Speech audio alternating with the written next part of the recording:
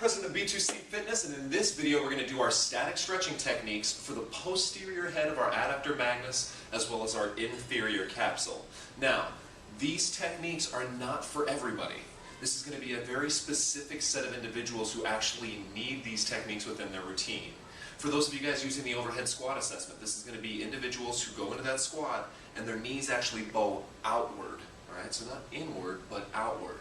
For those of you guys doing goniometry, this is going to be a limit in internal rotation that is not alleviated by TFL release and stretching. Generally, adductor magnus tightness has to do with SI joint dysfunction via its attachment to the sacrum through the sacrotuberous ligament. Now, I'm going to have my friend Leanne come out and demonstrate a couple of these techniques that you guys might be able to use to help alleviate some of this dysfunction in that very specific set of individuals. The first stretch we're going to use, I like to call the halibut stretch. Of course, most people haven't seen what a halibut is. It's a fish that lies flat on the bottom of the ocean. So I'm going to have Leanne go ahead and lay flat. And then I've also heard this called the commando stretch, which I guess is just as good a description. But Leanne is going to go ahead and bring this leg to 90 degrees. Now I know a lot of people sleep like this. Generally the people who sleep like this don't have any problems here. The one caveat for this stretch is you got to get the person to kind of visualize turning their pelvis into the floor. That is, the hip they're trying to stretch, they have to kind of press into the floor initially to gain the position.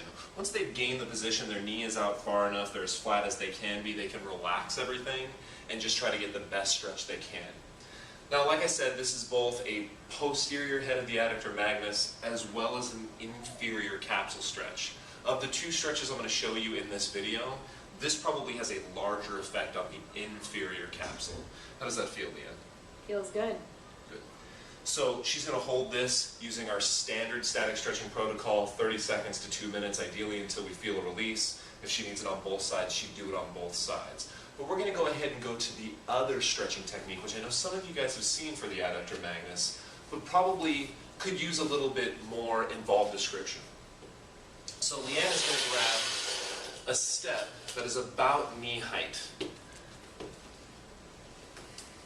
Now, you guys have probably seen this, if no other place than the NASM text. There's this stretch, and you've seen how somebody will have a leg up on a step, and then they kind of bend over into a hamstring stretch. And generally what I'll have people come back to me with is, I don't feel it. Well, if Leanne just bends over and reaches for this foot, there's a chance that she's not going to keep adducted on this leg. Right? We got to remember we're stretching the adductors, so if we let this knee cave as she bends forward, we're going to take the stretch off this muscle.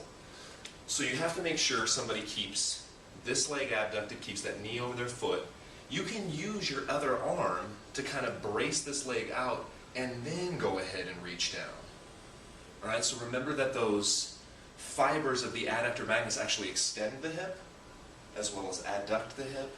So she's pushing into abduction and then going as far as she can into flexion. Once again, she's going to hold this stretch for 30 seconds to 2 minutes or until she gets a release. And once again, guys, this is only for those individuals you see who have SI joint dysfunction, their knees bow out during a squat, or we have limitations in internal rotation during a goniometric assessment.